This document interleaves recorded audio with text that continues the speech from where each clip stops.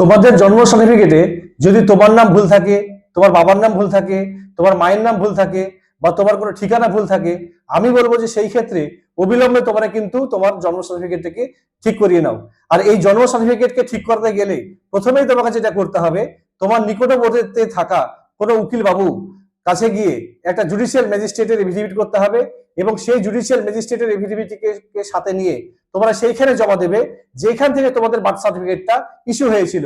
তোমাদের এই বার্থ সার্টিফিকেটটা ইস্যু পঞ্চায়েত থেকে হতে পারে, মিউনিসিপ্যালিটি অফিস থেকে হতে পারে বা তোমার হসপিটাল থেকে হতে পারে। মানে এক কথায় যেখান থেকে ইস্যু করেছিল সেইখান থেকে জমাটা করতে হবে এবং নতুন করে নিতে হবে।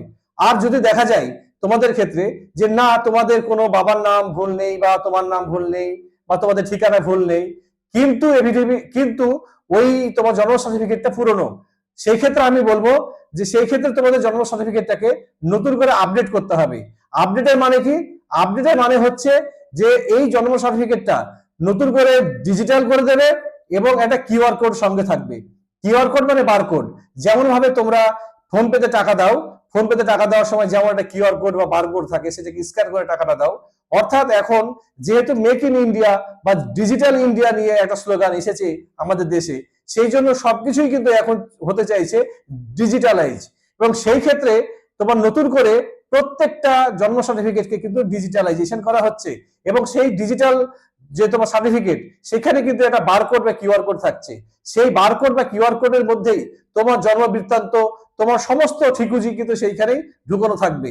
সেই জন্য যদি এখন কোনো বাচ্চার যদি আধার কার্ড করতে যাওয়া যায়, সেই ক্ষেত্রে কিন্তু ওই ডিজিটাইজ যে তোমার বারকোড সংযুক্ত করা আছে এমন কিন্তু জন্ম সার্টিফিকেট লাগবে। এই রকম জন্ম সার্টিফিকেট ছাড়া কিন্তু এখন আর হচ্ছে না। তোমাদের জন্ম সার্টিফিকেটে যদি তোমার নাম ভুল থাকে, তোমার বাবার নাম ভুল থাকে, তোমার মায়ের নাম ভুল থাকে বা তোমার কোনো ঠিকানা ভুল থাকে, আমি বলবো যে সেই ক্ষেত্রে অবিলম্বে তোমরা কিন্তু তোমার জন্ম সার্টিফিকেটটাকে ঠিক করিয়ে নাও। আর এই জন্ম সার্টিফিকেটকে ঠিক করতে গেলে প্রথমেই তোমাকে যেটা করতে হবে, তোমার নিকটবর্তীতে থাকা কোনো উকিল বাবু কাছে গিয়ে একটা জুডিশিয়াল ম্যাজিস্ট্রেটের এফিডেভিট করতে হবে এবং সেই জুডিশিয়াল ম্যাজিস্ট্রেটের এফিডেভিটকে সাথে নিয়ে তোমরা সেইখানে জমা দেবে যেখান থেকে তোমাদের বার্থ সার্টিফিকেটটা ইস্যু হয়েছিল। তোমাদের এই বার্থ সার্টিফিকেটটা ইস্যু পঞ্চায়েত থেকে হতে পারে, মিউনিসিপ্যালিটি অফিস থেকে হতে পারে বা তোমার হসপিটাল থেকে হতে পারে। মানে এক কথায় যেখান থেকে ইস্যু করেছিল সেইখান থেকে জমাটা করতে হবে এবং নতুন করে নিতে হবে।